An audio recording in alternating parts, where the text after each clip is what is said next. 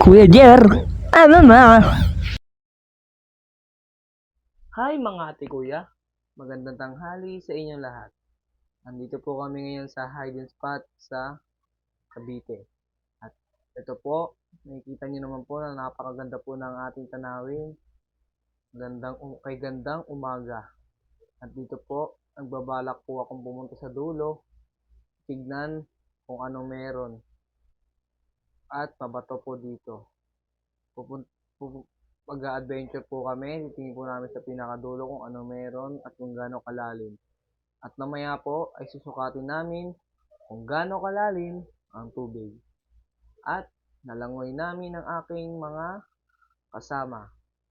Sa ngayon po ay maglalakad muna ako. Titingin muna po kami kung ano pong meron sa makikita namin dito sa hiding spot sa Cavite. Ayan po. Nakikita nyo naman po na napakaganda po ng mga puno. Ayan po guys. Ayan po. Yun nyo naman po yung gagandahan ng mga ilog. Ng lupa. Yun nyo naman guys. Napaka-linaw ng tubig. Kami kitang puno guys. At maganda. Ano lang, pang budget feel guys. Mura lang. Walang bayad to guys. Kaya, saan pa kayo? Pagdating kayo dito guys. Yan guys, ito po. Yan. Tignan ko kung gaano kalalim. Sukatin ko. Kung hanggang saan. Tingnan nyo naman yung mga puno, halaman, ang bato, linaw ng tubig. Ayun na guys. Nauna na ako sa inyo. Ang bagal na nagka-cameraman. Naku po. Ayun guys, pupunta po ako sa malaking bato na to. At titignan ko kung gaano kalalim. Ayun guys, susukatin na namin. Yan. Tingnan namin kung gaano kalalim. Yan. Nakikita nyo naman yung tubig na napakalinaw. Yan. Sa part na po yan, yan na po ako lulusong. Tingnan ko po kung gaano kalalim. Yan po. Yan. Hindi maabot ang aking paa. Ayan. Susubukan ko po sukatin kung gaano kalalim itong tubig na aking susubukan. Ayan guys. Tingnan nyo guys. Susukat ko kung gaano kalalim. Kakayanin ba ng aking katawan na lumangoy. Ayan. At nagpakuha ko ng stick at sinukat ko kung gaano kalalim ito. At ayun. Sinubukan ng aking anak si Jerry na siya'y lulusong at titignan kung gaano kalalim. Ayan guys, kita nyo naman, napakababa lang. Ayan, tuwan-tuwa pa ang aking anak. Sumisid pa siya guys. Ayan guys, oh. Masaya rito guys. Kaya saan pa kayo? Punta na kayo dito guys.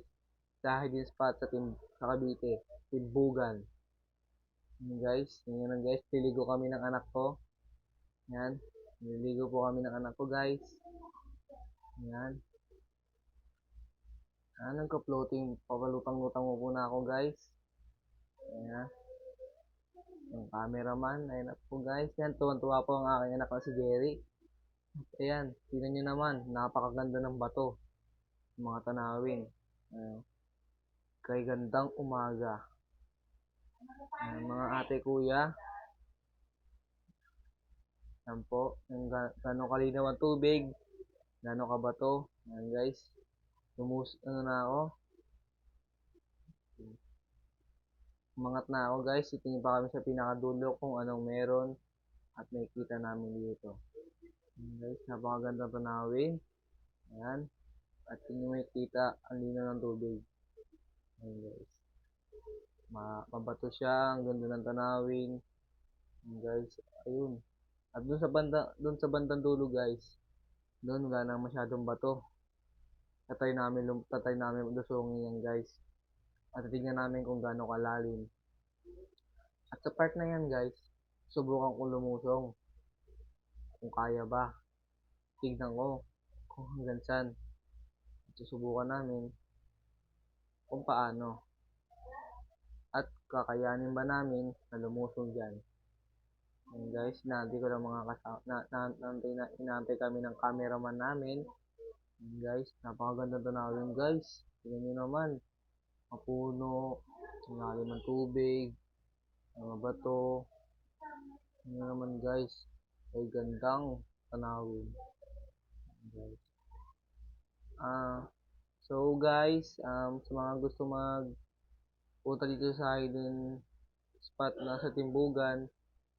Kuya Jer, anong next?